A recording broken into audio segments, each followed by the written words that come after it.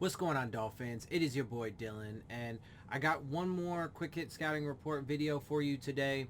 I know this is a late one, but I told you I wanted to get two, maybe three in today, and so here is number three. This one is going to be for the New York Jets. Real quick, they're 0-3. They're a young rebuilding team with a rookie head coach and a rookie quarterback.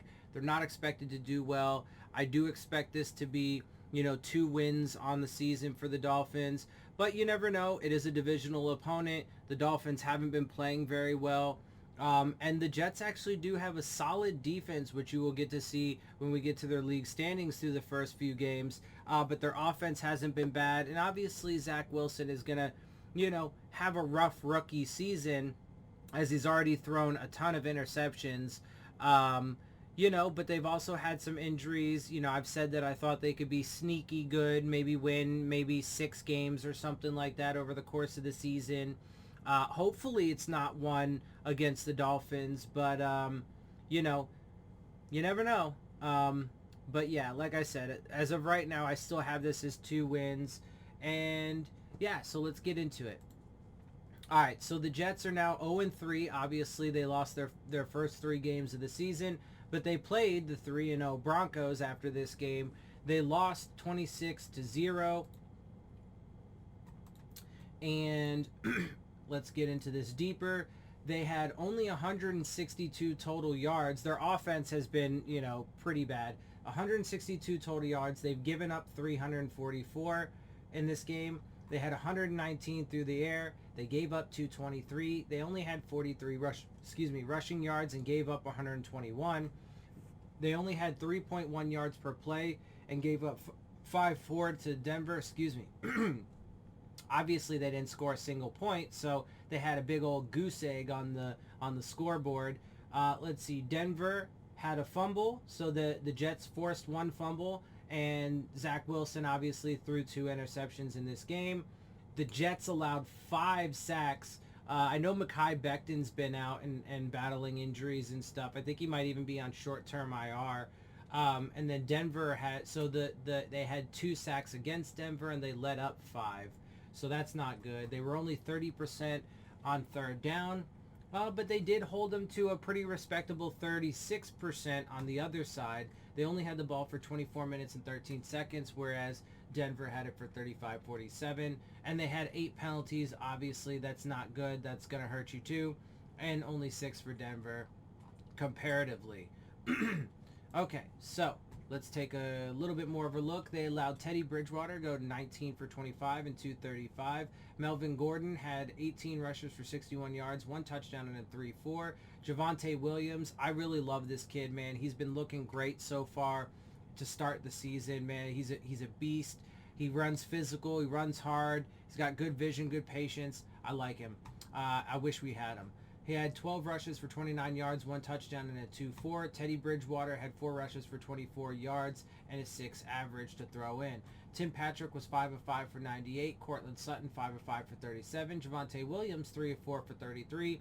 KJ Hamler 1 of 3 for 28. Melvin Gordon 1 of 2 for 21. And Noah Fant 2 of 3 for 15. And as usual, we will take a quick look at the rest of this. But yeah, man, obviously the Denver Broncos have a good defense, and so, a young offense going up against, players like Von Miller and so on and so forth, that's going to be tough. Obviously, it was a tough outing for the Jets. Not an easy play. So, let's see. For some reason, they don't have Zach Wilson's numbers up here. I hate when this happens, so let's go ahead and pull it up really fast in Google because for some reason it does that. So let's see. Oh, Zach Wilson's stats. That will help. Okay, here we go. That's better. So in the Broncos, he threw for only 160 yards, no touchdowns, 2 interceptions with a 42.6. Obviously, he hasn't done very well across the entire season with a 54.3 completion percentage. So Zach Wilson obviously didn't have very good stats, obviously through the 2 interceptions. And then Michael Carter led the way in the rushing game, only 9 rushes for 24 yards and a 2-7. Ty Johnson 3 for 17 and 5-7. Corey Davis had 5 out of 10 for 41 catches. For Keelan Cole, 2 of 2 for 30. Braxton Berrios, 2 of 3 for 26. Elijah Moore, 3 of 6 for 22. Jeff Smith, 1 for 13. And Tyler Kroft, 2 of 2 for 12. Yeah, I think, look, and I've said it, I think that, Zach Wilson's, it's clear he's going to have a rough rookie season. And he's going to have his bumps, his bruises, his lumps along the way and whatever.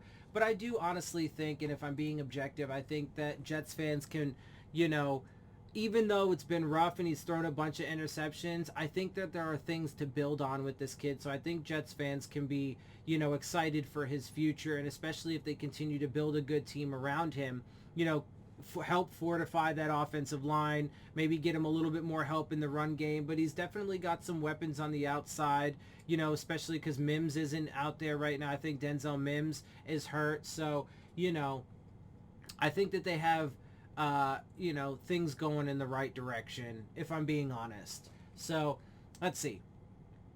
League standings wise, the Jets only have 750 total yards. That's 250 per game, which has them at 30th in the league. They have 628 total passing yards with 209.3 per game, which has them at 29th. Rushing yards, they have 240. That's 80 per game, which is 29th. And total points, they are dead last with a total of 20 and 6.7 per game. So obviously their offense is not very good. The Dolphins' offense has been pretty bad too, but it has been marginally better than the Jets. And so if I'm keeping it real, that's probably one of the reasons why I would say we should still at least have the edge. Even though the Jets' defense, as you can see here with a lot of their numbers, has actually been pretty good.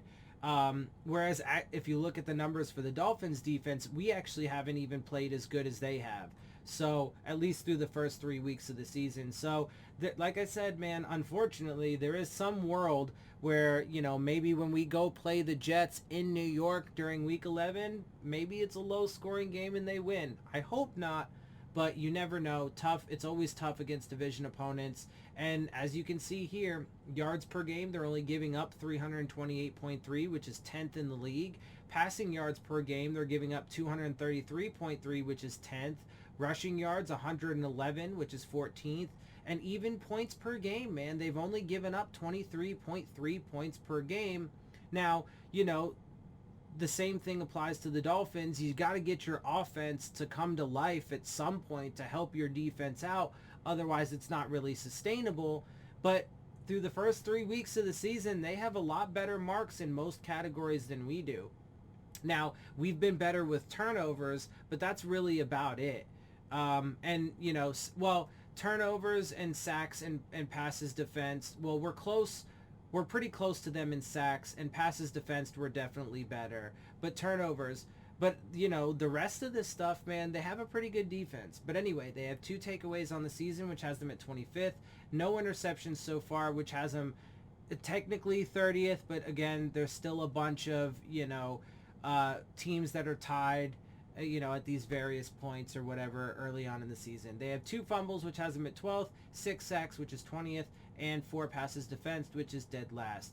And so if you take a quick look at the Dolphins offense, as you can see, we're 29th, 30th, 23rd, 30th. So unfortunately, our offense hasn't been producing very much either. But then if you look at these statistical categories, obviously defensively, they have us beat in yards, passing yards, rushing yards, and points per game. They're winning in all those categories. But, of course, these categories here, and like I said, sacks were actually pretty close. They're technically higher than us on the list. They actually have 1 more than we do. We have 5, they have 6. But, the turnovers and the passes defense, we obviously beat them there. So we'll see how all that plays out. All right, anyway, with that is going to wrap it up for this quick hit scouting report video for the New York Jets. Like I said, I do still have that as 2 wins on the schedule, so hopefully they keep that up. It would be yeah, we just don't want to lose to the Jets, and we should definitely beat them both times we play them. So let's just make that happen. All right, with that, I'm going to get out of here. Hope you guys appreciate my perspective. If you do, make sure you hit the subscribe button. Make sure you hit the like button. Make sure you hit the bell if you want to get the alerts. Share my channel and videos with your friends and family. Leave your questions, comments, and concerns down in the comment section. Of course, as always, Follow me on Twitter at Dillon Tartaro. And with that, I am out. I'll see y'all soon. Fins up.